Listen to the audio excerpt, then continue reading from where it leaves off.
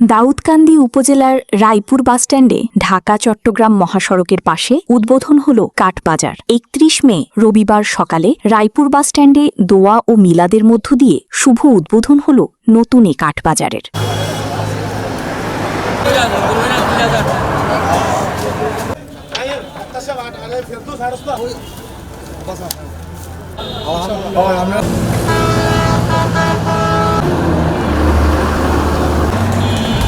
এখানে সাপ্তাহিক প্রতি রবিবার কাঠবাজার বসবে। চেরাই করে যেগুলো কাঠ হিসাবে বিক্রি করা হয়। এলাকাবাসীর সুবিধার্থে এ কাঠবাজার বসানো হয়। এখানকার আশপাশের মানুষ দূর দূরান্ত বাজার থেকে কাঠ ক্রয় করতে হতো। মানুষের কথা চিন্তা করে এখানে কাঠবাজার বসানো হয়েছে। এখানে যেসব কাঠ পাবেন ভাসানো লোহা, নাইজেরিয়া লোহা, চায়না লোহা, ছামুল কাঠ, করই কাঠ, আম কাঠ, মেহগনি কাঠ, বিভিন্ন প্রকারের কাঠ পাওয়া যাবে। গিরস্তালি আর আসবাবপত্র ও ঘর নির্মাণের জন্য যেসব কাঠ প্রয়োজন সকল কাঠ রায়পুর বাসস্ট্যান্ডে পাবেন এবং এখানে কোনো খাজনা নাই। দোয়া ও মোনাজাতে উপস্থিত ছিলেন ইলিয়তগঞ্জ উত্তর ইউনিয়ন বিএনপির সভাপতি ইব্রাহিম খলিল, কুমিল্লা উত্তর জেলা স্বেচ্ছাসেবক দলের সভাপতি আনোয়ার হোসেন আনন্দ, ইলিয়াতগঞ্জ উত্তর ইউনিয়নের চেয়ারম্যান লোকমান হোসেন মুন্সি, কুমিল্লা উত্তর জেলা মৎস্যজীবী দলের আহ্বায়ক লিয়াকত আলী খান, ইলিয়াতগঞ্জ উত্তর ইউনিয়ন বিএনপির সাবেক আহ্বায়ক আলী আব্বাস, হজরত আলী মাস্টার, স্বর্ণপদকপ্রাপ্ত রহমত আলী, মিজান সরকার সহ অন্যান্যরা।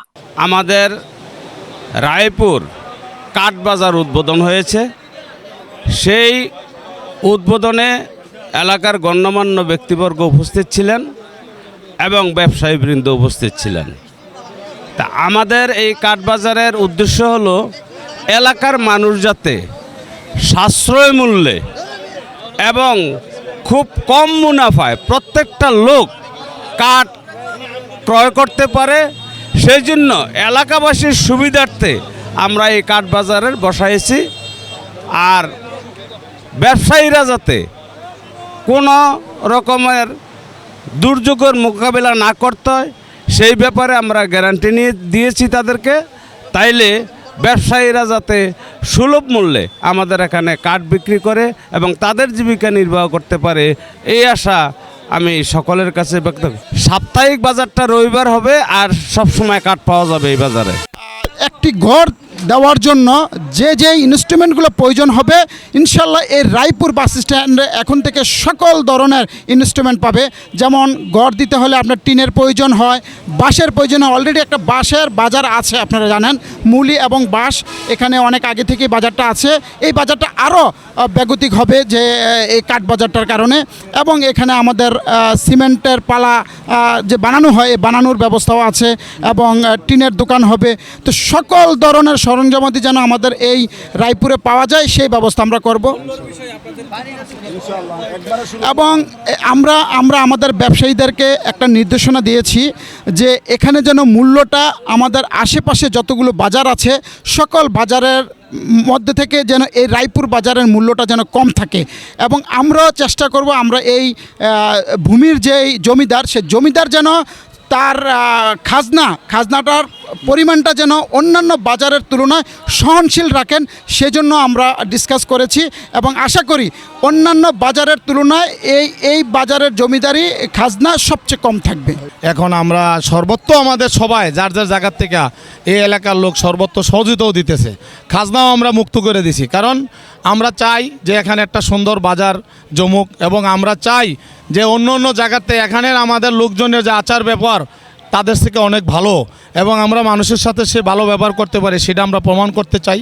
এবং আমরা চাই এই জায়গাটাতে বাজার হোক। আমরা অন্ততপক্ষে ওই যে গাড়ি ভাড়াতে তো আমরা মুক্ত পাবো, বাড়ির কাছে একটা কাঠ নিয়ে আমরা কাজে লাগাইতে পারলাম বা আমরা এলাকার যত লোকজন আসবে আমরা সর্বত্র সহযোগিতা দেবো যাতে তারা সেই সম্মানটা পায়, সেই সুবিধাটা পায়।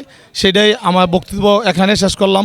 আমাদের এখানে কোনো দালালি থাকবে না। যেমন অন্য বাজারে গেলে আগে কাঠ কিনলে 50,000 টাকার 5,000 টাকা দালালি দিতে হয়, এখানে কোনো দালালি থাকবে না। এবং এখানে আমাদের যেই পরিবহন যে ব্যবস্থা, পরিবহন ব্যবস্থায়ও আমাদের ব্যতিক্রম থাকবে। যেমন অন্য জায়গায় পরিবহন ব্যবস্থায় পরিবহন একটা ঠিক করতে পরিবহনের দালালি দিতে হয়, পরিবহনের ইয়ে করতে হয়।